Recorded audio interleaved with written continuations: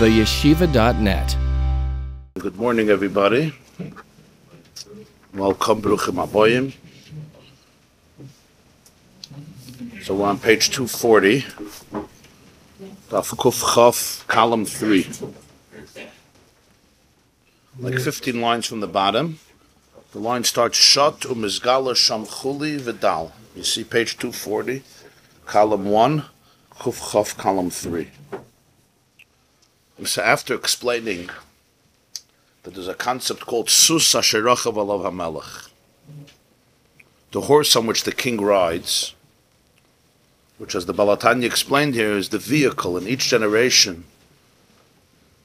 There's the vehicle, which he calls the sus, the instrument, the medium, through which there's Gilui Alakus, the godliness is revealed in the world. And each generation has its own unique mission, even though there's one that encompasses all of the generations, as he puts it. But nonetheless, there's a particular vehicle that is particularly applicable to one dar versus another dar, and even within generations, a certain time in a person's life, a day, a year, a month, a week. When at one moment, at one time, the vehicle for Gilui Alakus is through one thing, and another time it's another thing. It's a different sus, so to speak. And sometimes within an hour, within one day, within a few hours, there's differences. So he continues, he says, V'hine bisman Achashverosh, begalus Bayis Rishon. Time of Achashverosh, which was the galus of Bayis Rishon. Of course, the story of Purim happened when the Jewish people were exiled in Persia and other countries after the Churban of Bayis Rishon. And the whole story of Purim happened towards the end of the 70-year period of the Galus, before they came back to build the second Beis HaMikdash. So Azai, at that time, Hoise Hislapshus Hashchina Beklipas Noiga. The Churban, when you speak about the Galus, the first Galus, this was the first Galus after Mitzrayim, but this was the first Galus from Eretz Yisrael, of Klal Yisrael. It's not just a physical Galus. It's also a spiritual exile. That the Shechina also went into exile. When the Jewish people left Eretz Yisrael, it's not just they were physically dislocated from one place to another place. As the Gemara says in Megillah, Kol Makom Shegalu Yisrael Shechina Imam, Galu LeBavel Shechina Imam, Galu LeEdem Shechina Imam, Galu LeElam Shechina Imam, Galu LeYavan, Galu LeMadai. The Gemara in the end of Maseches Megillah goes through a list. Wherever they went into exile, the Shechina comes with them. Spiritually, what this means is that there was a Slapshus Hashchina Beklipas Noiga. The Shechina became enclosed, the divine presence of what we call Klipas Noiga. Klipas Noiga literally means a translucent shell or a shining shell. Klipas Noiga, which is Pchinas Tov Shebenaiga. Klippa means a shell, a husk. Klipas Noiga is a husk where the Tov could come through. It's not completely darkened. It's not completely eclipsed. It's called Tov Shebenaiga. V'kayoytze baza be'inyan nesinas hatabas lahama. Same is true in that story when Achashverosh gives the ring to Haman, allowing him to issue forth an edict with the seal of the king. He removes his ring and he gives it over to Haman, who gamkein. So in the literal story, you're dealing with an Achashverosh and a Haman. But as Chazal tell us, when it says Hamelech in Megillah, it's also a remez for Hashem. It's a hint for Hashem. It's brought in Medrash. The Ramah brings it also in Mechir Yayin, that Achashverosh is Achar is V'reishis Shaloi. The end and the beginning is his. And when it says Hamelech, it refers to Hashem. So the story also has a spiritual metaphor. That when it says Vayasar Hamelech es Tabata, he takes off his ring and he gives it. So he says, Hu gamkin inyan oifen islapshus alakus aydei kelim mekelim shoina. It's the way that godliness is manifested in different vessels. He takes off his ring and he gives it. It means that at this time, Elikus is being manifested in different kelim, different types of mediums. This specific thing is the ring. The ring wasn't just a ring a person has on a finger. It was a ring that had the seal. That's how the kings would have. They had rings, the signet, the seal of the king, which would sign. It would seal all the documents, the decrees, the edicts. If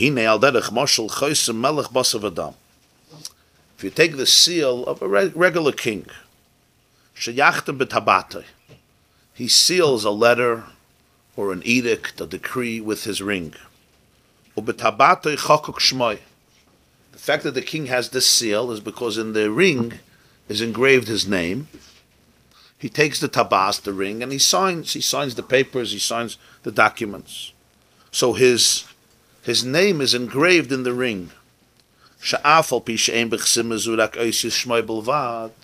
Even though in this signature you only have the letters of his name, and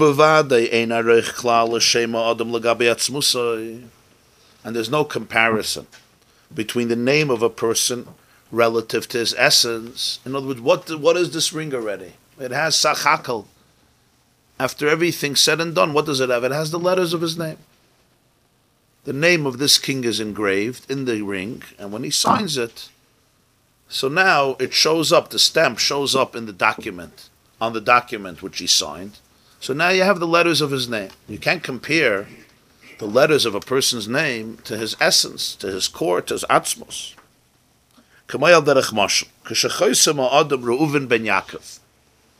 People had chaisamos, they had their, today it's a signature.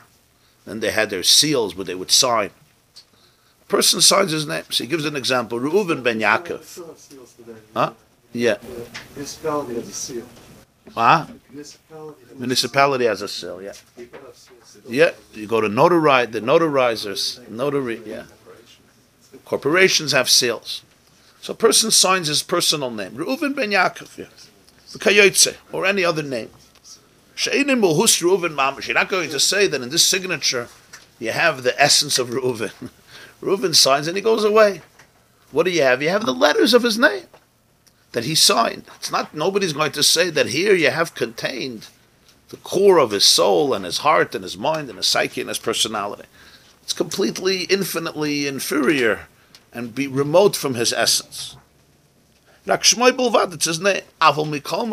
But there's something about a signature. There's something about a seal.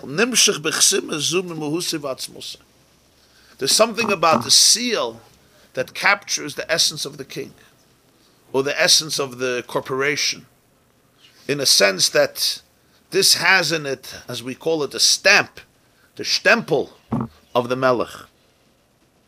The pshat in this is because with this seal he is expressing, he's validating his will, his conviction, as when he seals a decree or an edict. His inner will is coming out and engraved on paper or on the document through this seal. As a Chassidus says, that ksav asher nichtav asher nechtav b'tabas hamelech ein lo hashav. It's not retractable. He cannot change it. Even if tomorrow he changes his mind, it's not so simple to change it. That's why Chassidus couldn't change. He said to Esther and Mordechai, he can't change the original decree. Why? Because it was ksav asher nechtav v'nechtav b'tabas hamelech. There was no one historically, and even that, you signed. Yeah. When you're debating, you want to sell the house, you don't want to sell the house, you want to buy the house, you want to sell the company, you don't want to sell the company, all good. But then there's the moment you sign. The moment you sign, this is it. So on many levels, what's the technical thing? When I wrote the letters of my name, so what the letters of my name, what are they? What it's me, it's a few letters. But the truth is, that's what a signature is. A signature, even though on one level it's so remote from what would seem significant, it captures, it embodies, it becomes a representation of what I want, what my soul wants, what my conviction is, what my decision is, what my edict is. Now, therefore, tomorrow I change my mind. You changed your mind. But that captured all your deliberations and your considerations back and forth, and then you made a decision. That's what a choisem, that's what the seal represents. Rotzen represents the core of the soul, my will, my desire, what I really want. That's deeper in the soul more than other faculties, because this is my rotzen. And that's what the signature represents. This is my rotzen, this is my desire.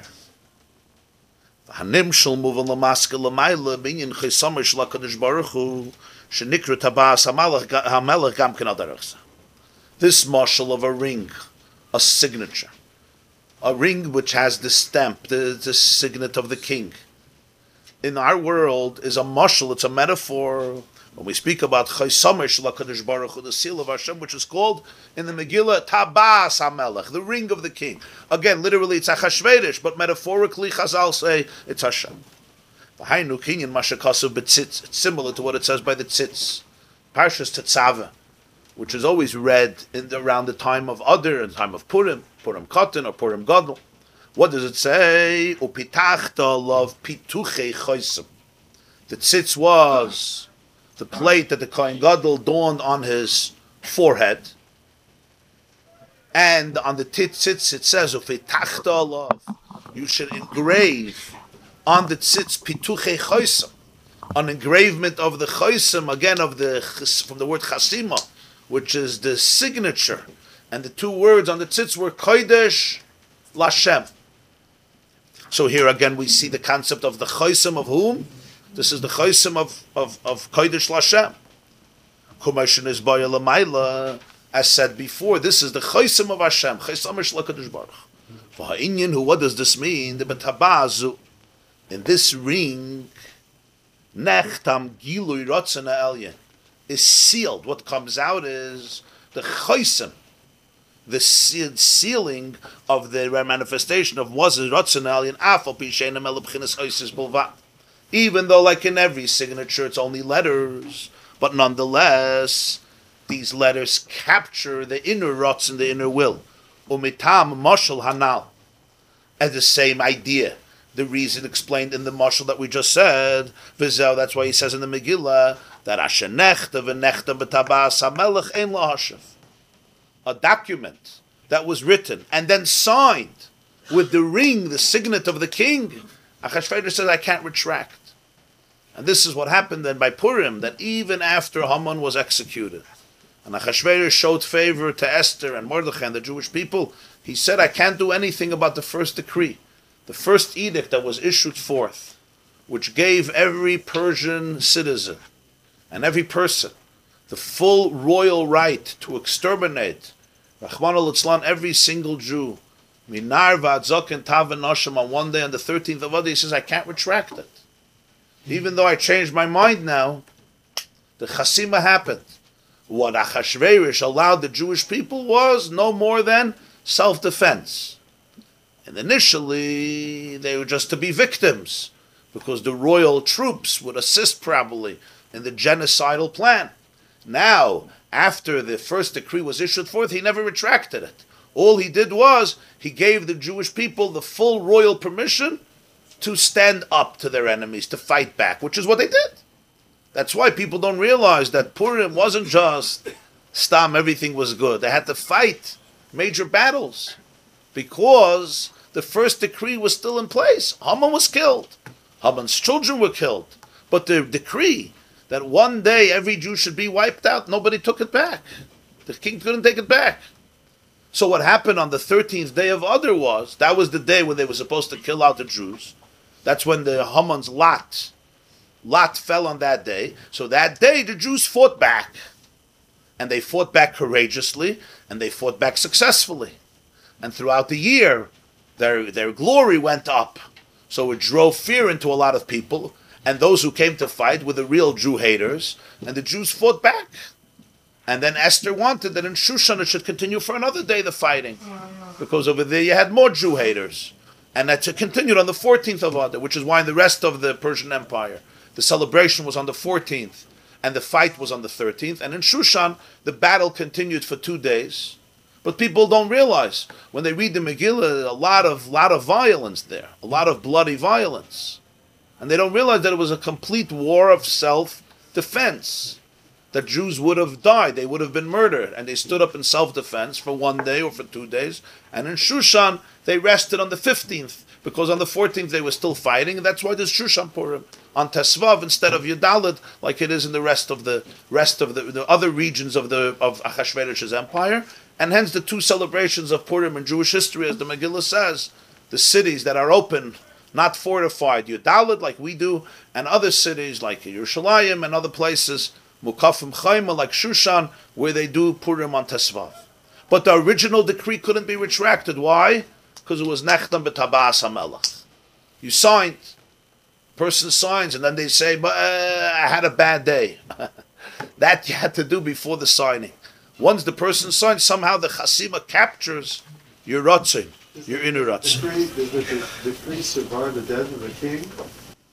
I don't think so. Yeah. And second question would be, was it Miyuchin on the 13th, but they just carried it forward? Yeah, it was designated on the 13th. It was for all times then after that, for people could have that license? Yes. Every year? No, 1 year. 1 year. The decree came out before Pesach, right? Yud Gimel Nisan, that in 11 months on Yud Gimel Adar, everyone has a right and even a duty and a royal instruction to go kill the Jews. Just on that day, or was that day, 1 day. 1 day. But because it was a royal decree, and all the Jews were under Achashverosh's empire, therefore the astronomical dimensions of that Gzeira are unfathomable, because it targeted every Jew alive. Even Rahman al-Litzan in the Second World War, when Hitler wanted to kill every Jew, right? He wanted to, but he didn't have access to the United States of America. He didn't have access to Great Britain. He tried, but he didn't. He didn't have access to what was then called Palestine. He tried, but he didn't. Achashverosh was Mehoidu vat Kush Medina. So in that sense, every Jew was targeted in 1 day, literally. Lahashmid laragul abed. So the Ksav, Asher Nechta b'Tabas HaMelech, he says, I can't take back. All I can do is give another decree. And the other decree is you could fight. Fight back. Self-defense. The Jews would have fought back naturally? Who needs a decree to fight back? That's a good question. Wouldn't the Jews fight back naturally? And I think the answer to that is, as long as the royal troops were assisting the genocide of Haman, it would have probably been, according to natural circumstances, futile. But now, Achashverosh's troops backed off. They're not going to assist in it. But you still have citizens. Any Jew hater who had any axe to grind with Jews came out of the closet and fought. And if Jews would not fight back, they would have died. And those people could not be tried for murder because they were following a decree of the king. So there's no governmental assistance? That's how I understand, yeah. There was no governmental assistance, so it gave the Jews a fighting chance, A. And B, throughout the year, because Mordechai was appointed to such a high position, the status of the Jewish people was elevated to a completely different space. When it says, Nafal Pachad HaYehudim Alehem, that the dread of the Jewish people has descended upon many of the citizens, which probably weakened the desire of many to come and attack. So the same is true also in the Nimshal. When we speak about Tabas HaMelech of Hashem, Kumaysha Kasav in the Lashon of the Pasuk, Hu Amar V'lo Yasa, Udvarai Lo Yoshuv Reikam. That's like the Chasima b'Tabas HaMelech v'Kayotze similar Psukim v'Dailamev. And here is the unique story. Pam nitin choysem atabas lahaman, or pam vayitna lemordechai. In one part of the story, the beginning, the ring is given to Haman. Later in the story, he takes off his ring and he gives it who? Lemordechai. Even though the remoteness is extreme, kilifnei atzmus hamelech hakol shovin. We go back to what we said earlier in the Maamer in Perek Gimel, that in the presence of the essence of the king, who is infinitely transcendent of all, Hakol Shav, everything is identical, Kamoisha Kosav, as the Pasuk says in Tehillim. Kachasheicha ka'ira, darkness is like light, Adelo Yada ben Or Haman leborach Mordechai v'dal. So V'zeu Shamar Haman, this is what Haman tells the king. When he asks him to take the garment and take the crown and take the horse, and give it to that one person who he wants to show favor. Haman says, "V'sus asher rachav alav hamelech." Take the horse upon which the king rides or rode. V'asheniten keser malchus b'roishoi, and the crown, the royal crown given on his head, and place it on this person. Pirush keser malchus. What's keser malchus? Keser malchus is the physical crown, but it also represents hainu b'chinas harotzon shehu keser lemidas hamalchus lamayla. Keser represents the rotzon, will, desire, which is always the crown for the attribute of malchus and Hashem.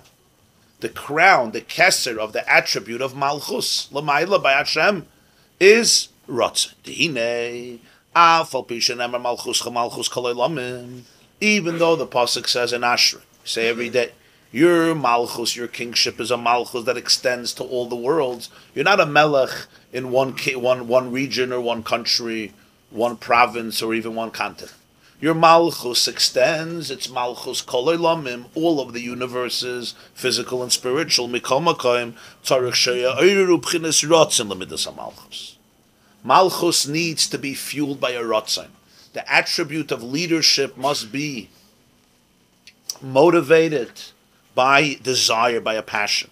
Mishum de be'emes. This is true. It's every melech. Real leadership is unwavering commitment that redefines a person. You see, there's two types of melachim. There's a king who craves the position because he wants to fill a void within himself. Yeah. Like a mayor who spent $100 million to be elected as a mayor. What do you need it for? Somehow the person feels that his life will be fulfilled if he could be given a position of power. And that's why people spend astronomical amounts of money and energy and resources to be able to be elected or re-elected. So what is the ultimate motivation? So there may be different opinions and there may be different people and different motivations. But one very common thing is a person feels if I don't have that position, something is missing in me. So maybe I want validation, maybe I want respect, maybe I want power, maybe I want to have the feeling of being on top, maybe I want to change things for the good. But whatever the motivation is, very often, at the core of it could be a void that I'm missing something. And therefore, if I get this position, I will finally be fulfilled. Which then means that actually I'm a makabel more than I'm a mashpia. I receive more than I give. Because what I need really here is the approval, the accolades of the people. Famous word of Rabbi Salanter, it says at the end of Masechus Sota that one of the simonim of Ikvus and the Mashiach is Pnei Adar, Pnei HaKelev. The face of the generation will be like the face of a dog. Now it's very sharp words of our sages. Rabbi Salanter, founder of the Muslim movement, asked what it means. And he gave a commentary and he said that a dog leads the way. When you have a dog, a pet, the dog usually runs ahead of the master, and it looks like the dog is leading the way. That's the whole road till it comes to a fork. It comes to a fork, the dog is ahead, but it looks back, right? It turns around and waits for your gesture, whether we're going right or we're going left. He says, Pnei Hadar, sometimes the face of a generation, the leaders of a generation are exactly the same way. It looks like they're leaders, but really when they come to a fork, they look and they wait to hear what this one says, what that one said, what the polls say, what the statistics say. Why? Because essentially I'm a leader, but I'm more of a follower than I'm a leader. I'm a leader in the sense that I'm leading the way, but ultimately it's all dependent on the people behind me. So that's one type of melech. There's another type of leader who actually doesn't need it. Not only doesn't need it, he doesn't want it. Yeah, it's actually a punishment for him. It's not a promotion; it's a demotion. It's not promoting him; it's demoting him. The Baal Shem Tov told there's a story of the Baal Shem Tov. He told his Talmidim that he was told by his Rebbe Achia Shiloini that because he did something wrong, he was punished. What was the punishment? Punishment is that he has to reveal himself. He has to become known. So he called it a punishment. Moshe Rabbeinu refused to go. Hashem is telling you you'll be the most recognized. Moshe Rabbeinu is the most famous person who ever lived in history. Moshe, Avram Avinu, one of those two, they had the greatest impact, not just on the Jewish people, on all of human history, on all of civilization. Moses, he didn't want it. He wanted to be a shepherd, an anonymous shepherd shepherding the sheep of his father-in-law. Why? You could be so big and so powerful. Because actually, for certain people, it's taking them away from themselves. It's not just you have to give up your Elam Haza, you have to give up your Elam Haba. The leader doesn't only give up material comforts and luxury and doing your own thing and being selfish. The leader gives up his spiritual life. He gives up, so to speak, not only his Elam Haza, Elam Haba, it's not an easy thing to do. It's not just you're giving up material comforts, you're giving up your essence. Moshe Rabbeinu wanted to be intimate with God. Lo yesh dvarim anochi. I'm not a man of words. I'm not interested in communication. Now I have to deal with Dasan and Aviram and Kairach and Messianim and this one and that one. Every Monday and Thursday I'm mutiny. So therefore, the real concept of Malchus, real Malchus is when it's not for you in order to be able to be fulfilled, which means basically you can't really be in a position of a leader because you're still receiving. The Melech is wholesome. He's good. He really doesn't need the ratings and approval. He doesn't need that Ploini Almighty should sit and say, wow, this is a good president. This is a good mayor. This king I like. So what's motivating him? What's motivating him is that he feels a mission and a responsibility for the people. And it's something very deep and internal. That you need a special ratzon for. A desire that this is who I am. This is my core value. Not to distract myself from pain or from something that I didn't receive. But this is actually my ratzon. When it comes, now we can understand by Hashem, he says. Mishum de be'emes ein melech b'lo yam. There's no king without a nation. You can't be a king without a people. But here's the problem. Harei ein davar nifrit. Ein melech b'lo yam means to be a king you have to have a people, a nation. And the nation is separate from you. And the uniqueness of leadership is that the nation chooses you. Umalchusoi b'rotzen kiblu alayim, like we say in the bracha of Emes v'Emunah by Maamer. But varei ein davar nifrit. When it comes to Hashem, there's nothing separate from Him. Chuli. Created everything, something from nothing, so their entire existence is Him. So how can He really be a king over them, and that it should be meaningful? Leadership is a meaningful thing because there are people who are separate from you. You can't get the feeling of being a king over your own body, even though sometimes that's a different type of malucha. It's naturally part of you. Yeah. A melech over your family. It's not called a melech. Yeah.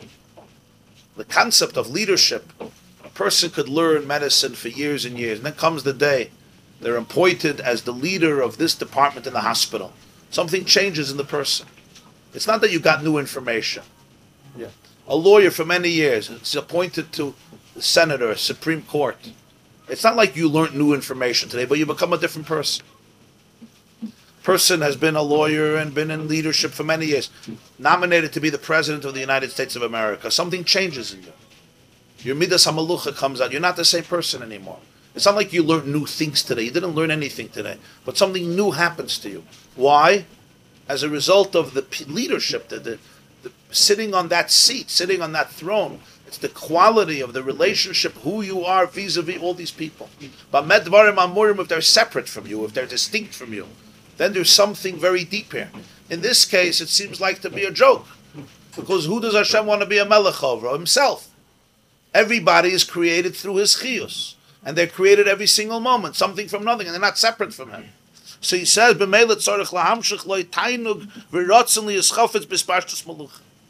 you need a special rotzen and a tainug, that this type of malucha should be meaningful to Him. You need to be ma'oyer de rotzen l'malucha. That's called keser malchus. The crown that fuels the malucha. The rotzen that fuels it. So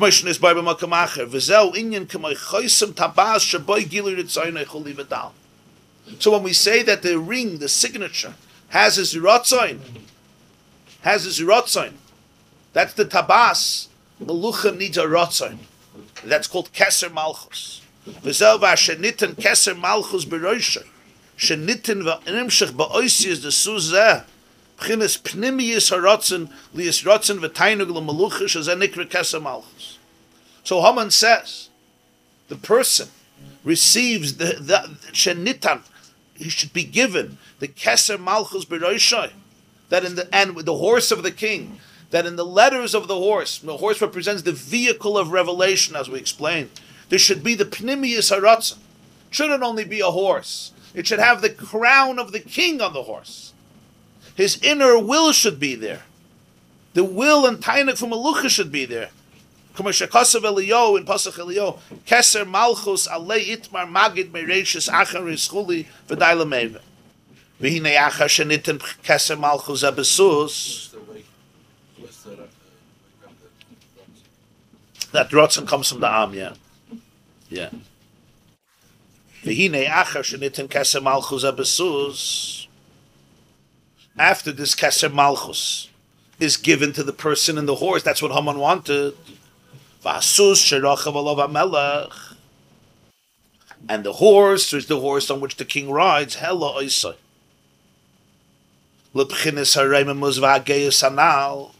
We said that the horse is the vehicle through which the person gets elevated from a very low place to a very high place, because the horse sublimates, it elevates the person to the point that it lifted him up. As we said, sus v'roich v'rama. It lifts up Kivayachal Hashem to a place of exaltedness. The horse goes both ways. There's the horse that brings you down, as he said. There's the horse that brings you up. Whenever there's that sus, which is 2 times gas, back to the whole hemshich of gasus, shminin shebeshminis, to the point that he becomes exalted. Now he rejects the Rishayim. Now the Shechina dwells in a place of holiness. There's no room for spider webs. Now the ring goes to Mordechai. So it's the horse itself which ultimately becomes the defeat of Haman. To love Yaakov and loathe Esav, that the Ratz and the Keser Malchus should come out for Knesset Yisrael, for Kedusha, for listening over the Tzayna, where those who transgress the Ratz and those who want a world of bloodshed and promiscuity, ultimately it becomes loathed. Why is it the ring? Ki atabas agulahi. The ring is round, circular. The tabas represents that which encompasses and surrounds. The eagle, the circle of the tabas, represents that which encircles that which is inside. In the terminology of Nister, this is called something that is makif and soiviv. We speak about mamale versus soiviv. The ring encircles an empty space. That's something that's makif, it's around. The difference is, it's a metaphor. That which fills the space means that which relates to your identity. It fills you up, like when you eat.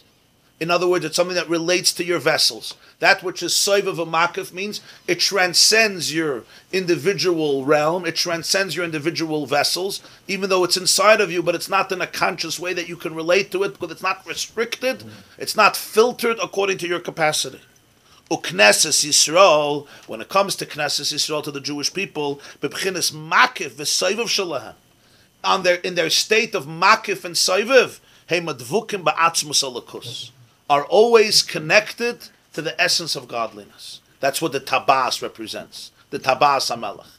On the level of makif and soivav, which in today's language you may call the superconscious, right? There's 2 parts to us. There's the part that you're conscious of. I ask you who you are. These are my feelings, these are my emotions, these are my experiences, these are my thoughts. But that's only a very little part of you. That's what the brain allows to be filtered into your conscious self. And it's very restricted information that you can deal with. That's the water that fills the vessel. It's called mamale. What's soiviv? Soiviv means it surrounds you. It's makif. It encircles you. That's the ring. It encompasses you. It's above you, like around you. What does it mean? It doesn't mean it's not in you. It means it's inside of you, but not in a way that you experience it according to your limited vessels, because your limited vessels can't experience it. It's too intense. It's too overwhelming. So it's there, but it's there in a state of makif. super conscious, or if you want subconscious, meaning it has a tremendous impact on you, but you may not be aware of all this that has an impact on you. There's a gili of them. Yeah. So he says that the Knesset Yisrael in their makif, they're always davuk ba'atzmus alakus. In a level, in a state of makif, in their makif and seviv, in their super conscious, they're always one with the essence of alakus. V'hainu l'mayla min hatam v'das, which means it could be beyond rationality, beyond tam, beyond reason and das, conscious perceived awareness. The relationship is not just, it could be conscious also, but it's much deeper than conscious. It's super conscious. It's makif. It's not just one that is restricted to their way of understanding it. It's one that touches them in their core, which is beyond their rational experience. We see this practically. Now you want to hear that the Rebbe is going to say, we see practically that every Jew in his makif is davuk ba'atzmus alakus. What's the b'chush means practically? You could see it. B'Yisrael gam b'pchusa erech. And every Jew, gam b'pchusa erech means somebody whose value would seem a very, very low nature. In other words, sometimes you see a Jew who is spiritually, intellectually, Jewishly developed and fine-tuned. But we're not talking about that person. We're talking about every Jew. So he says even pachas erech. Pachas erech means in terms of Jewishness, it would seem that his value would be low.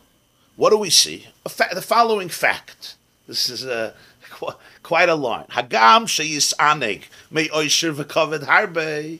Even though he has tremendous pleasure from wealth, and he has tremendous pleasure from kavod, which is why he's calling him a pchusa erech. Some people, kavod doesn't mean much to them.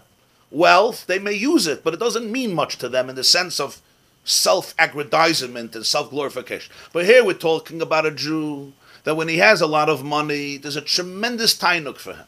And when he gets tremendous kavod, which is connected usually with money in this world, haba hatalia, he gets tremendous tainuk. There's something very special about it. Now this man has everything. He has wealth, which means he lives comfortably and beautifully. He's obviously alive and well. And he has kavod malachim.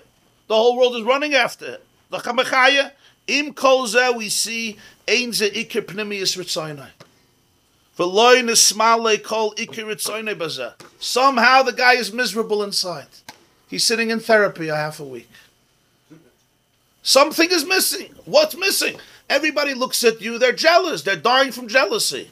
They walk into your house, they die from jealousy. They look at your suit, they die from jealousy. They look at your car, they die from jealousy. They look at your bank account, or they don't look, but they imagine. They die from jealousy. And you're the only guy who sits inside and says, my life is garnished. Huh? Only guy that stays alive. And so he says, something is very strange here. Somehow you see in life that this is not what he really wants. He says he wants it. He dedicates his whole life to it. He's 18 hours working for it. But it's not pnimiyus ritzaynai.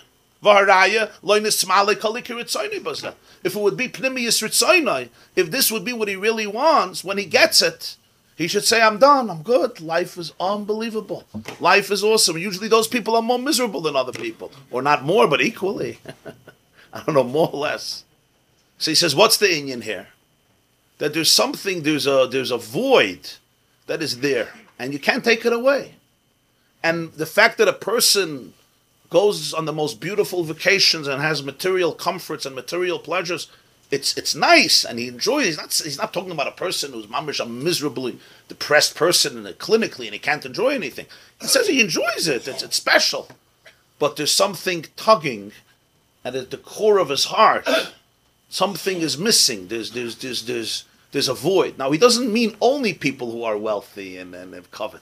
The chiddush is even somebody who's not wealthy and doesn't have kavod, so he could say, Pashit, give me another $200,000 to finish the year, I'll be happy. He could blame it on that. Yeah, even if I got money, but if my wife will start honoring me and my mother-in-law will start honoring me and the community will start honoring me, I'll be a happy person, right? I'll have self-confidence. So you could blame it on that, but this person can't blame it on that. Alts is good. Every dream has come true. The checklist that he made, the goals that he set, come true. So l'chayda, now you should sit on the couch put one foot on the other foot and say, life is awesome, life is great. Lapal, you look into his eyes and you see pain. Lapal, he's sitting at a happy occasion when everybody is celebrating with his wealth and his assets. He should be on top of the world. And internally, there is a dissatisfaction, and he searches and looks. And some people have to run their whole life to every place in the world and every personality in the world just to fill that void. Why? Because there's something internally that's missing. And here he says, and he says, this often you will not see in Gentiles. Fascinating. You will not often not see, you'll find a certain comfort. Person has money, he has what he needs, he has security, he has shelter, he has someone, he's a happy person. By Jews, it doesn't work that way. He says, why the zel ikir tzayna? Their will is fulfilled. I remember I once met an Italian. I knew there was an Italian Gentile. He was a big therapist. And I met him once. We were schmoozing. I had a friendship with him. So he says, I asked him, his name was Tony. So I said, Tony, how is life? He said, how is life? He looked at me, he said, life is perfect. And I paused. He says, why are you pausing? I said, I always ask people how life is. I never heard this from a Jew. I never heard this response. Yeah.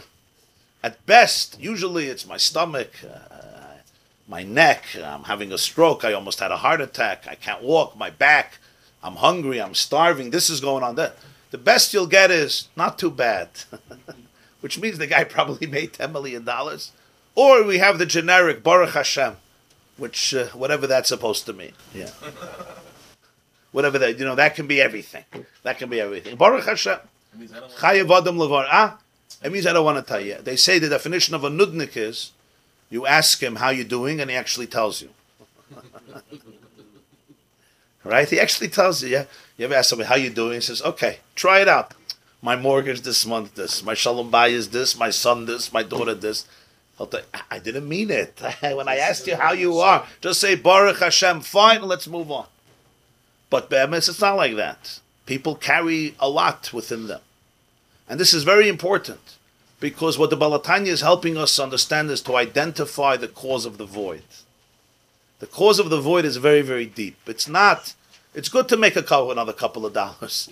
He's not saying you shouldn't be comfortable and you shouldn't be wealthy. You should have oisha, you should have covered, all's good and fine. But you have to be able to identify what is going on. So I asked Tony, what makes your life perfect? Maybe you could give me the recipe, and if I could share this with my brothers, I can make a lot of money. If I could say, listen to this lecture, and your life will be perfect. You know how people make these guarantees. So he tells me. Seven habits of a Jew. 7 habits, yeah. So he told me, he says, I've been building a kayak for 4 years. You know those kayaks? 4 years I've been building it. And I completed it this weekend, and I went out on it into the river in the Long Island where he is, and I took it out on the water after 4 years, and I sat there, and what should I tell you? Life was perfect. And I thought to myself, this ain't going to work for the Jews. I want you all to build a kayak for 4 years. And say, I should build it? I'll hire somebody to build it. What am I, a loser? I build a kayak for 4 years? Huh? Let Noach build it, yeah. Let Shem Chaim build it, yeah. So telling a Jew to change his flat tire, fix his flat tire. Well, that's why I have AAA. That's why I pay Geico. That's why I have insurance. That's why I have people that work for me. I don't get down there, yeah. Today you have Chaverim. But the truth is that there's something very deep here. What the Balatanya is teaching us is that there's a restlessness in the Jewish soul. There's a restlessness. There's a certain void. There's an emptiness. And that emptiness cannot be fulfilled through osher and kavod, through wealth and glory. Not that these things are not important. The person has to make ends meet. And a person should have archava. But these could become distraction. A person can't pay his bills. Or a person is feels a lack of respect and so forth. It's very hard to function. That's true.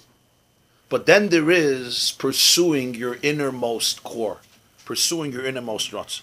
So he says, Varei HaYisrael einoi margirza. All this is true, but a lot of people don't know this. Al pi eze tam v'das. This is not a rational thing that he could say rationally. It makes sense. I see it. Elo dover zehu etzlam l'mayla min atam v'aseichel. This is not a rational conclusion as a result of his philosophical and theological studies, and he reaches conclusions, and therefore he's looking for something. No, it's not negeya. You have it by philosophers, you have it by illiterates also. It has to do with who you are. It has to do with the shayrish of your neshama. The afalgav, the iyulei chazi, mazle l'mayla chazi. You may not feel it, but there's something called a mazel. Mazel means your inner core superconscious. Mazle l'mayla doesn't mean the mazel is somewhere 100 billion light years away. Mazel l'mayla means it's in you. Why do we call it l'mayla? That's what soiviv means, makif. Makif is in you, but it's in you in a way that you're not consciously aware of it in a clear way. It impacts you very, very deeply. So you have this void, you're trying to numb it. But you don't know what that void is. You just know you're looking for something. So today you're here, and tomorrow you're there. And this is one of, and by the way, I should say among Jews themselves, you could see this clearly with certain people. I told you once, Dr. Twersky told me, Dr. Rabbi Abraham Shia Twersky told me once, he's been working with recovery for 60 years, literally. And we were once at a conference in Boca Raton for recovery. So I asked him to share something, what he learned 60 years. So just one point, you can't share 60 years. And he told me these words at a Friday night meal or Shabbos day meal. He said that from 60 years of experience, I can tell you that addicts are usually far, far more spiritual than other people. And therefore the regular pains of life that other people just gloss over, they can't ignore. It touches them so deeply, because he says spirituality for them is not a luxury. It's oxygen. They have to, it's oxygen. And when they don't have it, they go crazy in ways that others don't. Others, they know that life is filled with corruption and stuff, and you move on. But they have such a deep spiritual sensitivity that the pain of the lack of it is so powerful that they have to numb it in ways that other people don't numb it. So when you look at them numbing their pain, at the surface it looks like they're lowly, but really they're just simply deeper. And because they're deeper, what works for so many others does not work for them, because they have deeper neshamas. Ois gemata to neshamas. But this is unique. But this is true about the fact is, in this sense, you could say, I don't mean to be so dramatic. I call them, sometimes I see people, I say, you have the soul of an addict. You have the soul of an addict. It's not an insult, it's a compliment. You may turn it into an insult if you choose wrongly, but that's the soul. In other words, you have to have full truth. If you're not going to have full truth, if you're not going to be connected fully, you're going to end up in Sha'ol Tachtas, because the pain is going to be too much. You could you lease yourself this beautiful car and get yourself this most beautiful watch. Sivet helfen kadoches. It's going to mean nothing to you. You'll have it, and people will say, pss, pss, pss, pss, pss, pss, pss, pss, pss, pss, pss. Like when people come to a mitzvah, chassan, they look at the smorgasbord, pss, pss, pss, pss, pss. And for this, you had to mutchuzich 20 years of your life, so that some fresser should come into your chassan. He didn't need a whole day because he knows he's coming to your wedding at 6 o'clock. Should stand by the smorgasbord and eat up everybody's sushi, right? Until the last piece, which he's also eyeing, right? And he says, "Ooh, asachasana," and you feel good. And for this, you had to mutcha and hurrive and sweat. Well, it's not typhus makim, it's a joke. And people live in this orbit. They live in this orbit just to impress the neighbor. Should come in, should eat for an hour, and then, forgive me, make an aficha and leave and say, this was a good simcha. This is what makes it a good simcha. Why don't you think about the souls of the people? The chassan, the people, the real relationships here. But this is what impressions mean. You got to, what are the Jones? What's the title of that? Keeping Up with the Jones. So sometimes people's whole orbit is, and they become so obsessed with this, they don't even realize how empty they are inside and how obsessive they become. Why? Because This is really the cover-up for major, major voids. And if this cover-up gets revealed, oy gewalt, it's a Watergate. Yeah, the emperor has no clothes. So therefore, the person is completely lives in this world of delusions. So I told the person, you're soul of an addict. You have to know. Either it's going to be either you're going to identify what you really, really need and stick with it. And if not, the person simply has to numb it. And this is a quality that the Jewish people have. That's why you'll see throughout history, Lenny, listen to what I'm telling you, any major revolution to change the world, you will see that Jews are somehow involved. And nobody knows why and how. We don't constitute even 0.25% of civilization. If Jews would be 20%, 30%, you understand that disproportion that they involved. Really, nobody should even know we exist. You know that. There's 14 million Jews. There's 2.5 billion Catholics. 1.6 billion Muslims. 1.3 billion Chinese. As I'm talking, another million were born. And Jews don't constitute even, listen to this, even 1/4 of 1% of humanity. Nobody should even know we exist. And yet, every front page newspaper, there's some story about a Jew or about Israel. And it's gone on for thousands of years that way. Somebody once said, you Jews don't know how to play Little League. Always Big League. Just play Little League. Go to your corner and eat your Chinese food and shake lulav was wilter. Yeah. A Buddhist monk spends 40 years in an ashram doing his thing. Nobody notices it. Molostim Tzuru. A Jew sneezes and it's front page of the New York Times. Because a Jew sneezed. It's a hafladik thing. Comes to revolutions, Bolshevik revolution, disproportionately represented by... Take any major social revolution, and you'll see Jews have a disproportionate leadership role. Same is true in positive things. I'm not talking positive or negative. It's just equality, Nobel Prizes, and so forth. It's all one nekuda. How it's expressed is different with every Jew. But the nekuda is the same. That's what the Balatanya is identifying here. Hafladik vart. That there's a nekuda l'mayla mitam v'das in the shayrish and neshama of a Jew. He may not be conscious what it is. That's why we call it makif. That's why it's called tabas hamelech, the ring of the king, the ring of melech malchei amlachim licked in the neshama. The makif and soiviv. He may not identify what it is. He may not even rationally agree with it. He may try to get rid of it. But you can't get rid of it because it's your makif, it's your unconscious core. Get rid of it. Try to get rid of it. You could do cosmetic surgery on your nose. You could try to do cosmetic surgery on your unconscious soul, but it doesn't work. You have to ultimately embrace it. You have to make peace with it. The Hesed Nochem. Divrei Elokim Chaim. Is that the message? That the fact that after the Chasima, Kippur, you go right only for a week. We mark if Raman is there, and not to internalize. Yeah. That's what we have to.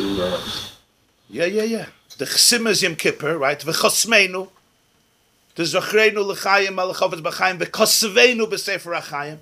Then there's Yom Kippur, especially by Ne'ilah. What do we say Ne'ilah means?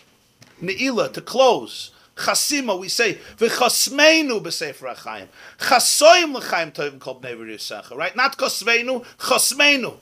That's the Chasima. And you go to Sukkot. And then Sukkot is Hakafis, the Makif. Because the Chasima is Makif. That's what the Balatanya says. Sukkot is your Makif every day, the Bima. They would be Makif with the Aravis, and then comes Shmini Atzer Simchas Torah, the Hakafis. That's all the Makif. It's around. Why is it around? Because the Makif of a Jew is always Davuk in Ein Sof. Always. And the search means that he's Davuk. If you wouldn't be Davuk, you wouldn't search for it. You search for something that you lost. You don't search for something that doesn't belong to you. What does the Gemara say about a shidduch, yeah? That a man looks for a shidduch, for a wife, like you look for a mitzvah, for something you lost. You lost your pen, you lost your tie, you lost your computer, you lost your keys. You look for it, yeah? So he says, Adam lost a part of him. He's looking for it. That's what the Gemara says. Darka shalish l'chaza acharisha. Men chase women because they're looking for the mitzvah. They're looking for the Aveda. For the Aveda, yeah. Gemara and Kedushin. Right? Darka shalodam l'chaza. You look for the mitzvah. When you're looking for something, it means it's yours. If it's not yours, was suchst du? A regular Metzia, you're looking and you find it fine, Metzia Bab Esach Hadas, but a Metzia that used to belong to you, it creates a void when it's not there. That's the tabas. That's the tabas.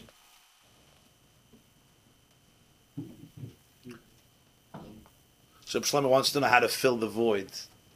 Huh? How good it can't be filled in the void. Secret of life.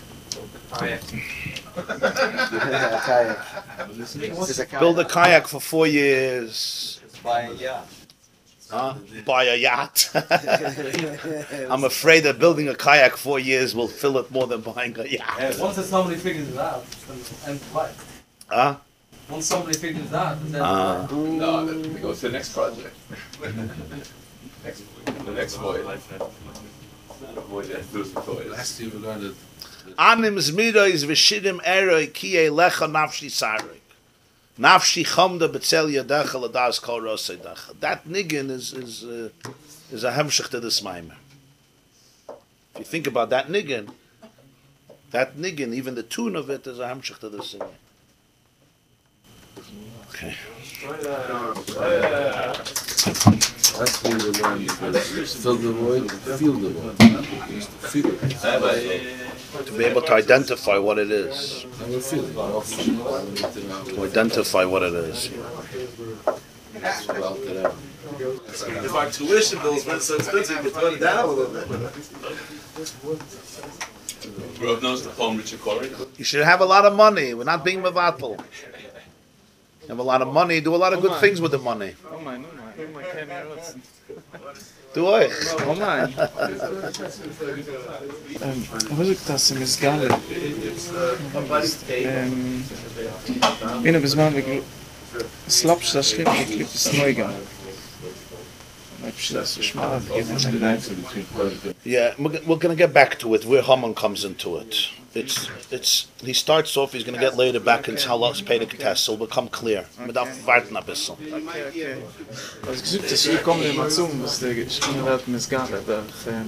Kalim Shining. The Sus Beitzach. Is da mal a Filu, was kommt durch Klippes Neuga. Ja, okay. Wird verstehen ein bisschen später. Haman hat es gewollt nehmen von sich, der Sus mit der Levush, mit der Kesser. Und Paul geht es zum Mordechai, der Tabas darf geht zum Mordechai. Aber das kommt durch den Sus. Weil anders Sus ist Kula Kamekaloi Chashe, Viska Chasheche Kaira. Der Sus hebt auf Kevayachel, der Mensch, und hebt auf der Eberst, der Gas zweimal. Als ein Mensch wird aufgeheben, sagt ich will nicht das Garbage. Als ein Mensch ist ein Schmatte, ist alles Misdabek. Ein Mensch hebt sich auf, warft aus der Zevel. Der Eberste Kevayachel, also hebt sich auf, Geos, ist Sus Veroich von Amavaya. Warft weg Pare, warft weg der Scheu, man nicht ist. Das ist wie der Spirus, Mom ist bei Daim Tag bei Chalim Melech. Die Chance dort des Sus ist durch dem wird dem Apollo von Haman. Der Tabas geht zu Jid. Agamas Haman hat gekragen der Tabas, aber Sof geht es zu Jid. Weil der Säuve von Chaisem HaMelech, der Ratzen Pnimi von dem Ebersten liegt bei Jid. So der Kesse Malchus, der Ratzen HaMelech, Verstehst? Es wird sein ein bisschen mehr klar, es ist eher tief. This class is brought to you by theyeshiva.net. Please help us continue the classes. Make even a small contribution at www.theyeshiva.net/donate.